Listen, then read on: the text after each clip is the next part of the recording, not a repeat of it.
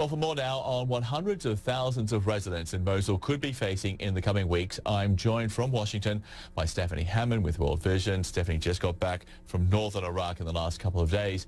So, Stephanie, the most immediate decision for many inside that city, do they try to flee or should they stay?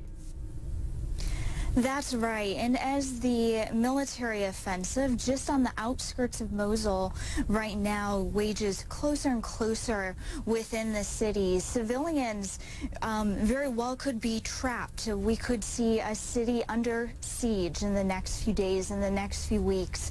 So civilians very well could have increasingly limited opportunity to indeed flee the city, to flee to safety.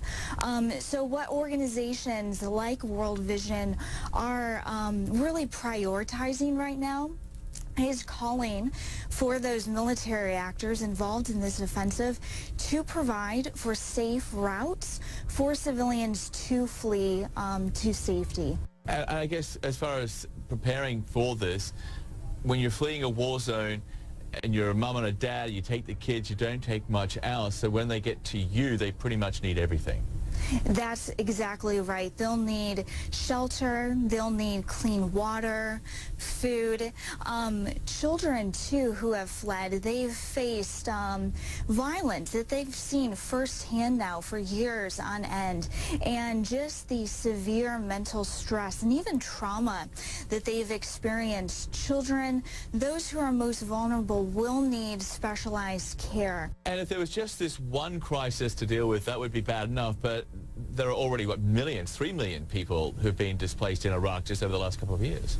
That's right. There are 3.3 million displaced within Iraq just these last few years. So now what relief organizations need to be looking towards is not only meeting the immediate needs of those who have been displaced, but looking into more of a protracted displacement type of situation.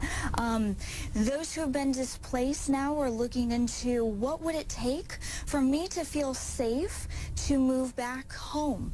I met with one refugee family in Dabaga camp. This is a camp that is housing many IDPs, internally displaced people, just south of Mosul. And I asked this family, do you have hope to move back home? And they said right now, almost every single person within their village has decided to flee. They said there's little food, there's little water, and there are absolutely no jobs. So they said within the next few months, they are definitely staying in Dabaga, but relief organizations, governments like the Iraqi government, foreign governments who are involved in supporting the humanitarian response like the United States really need to put longer term efforts into reconstruction and rebuilding some of these villages and towns and cities that have been retaken.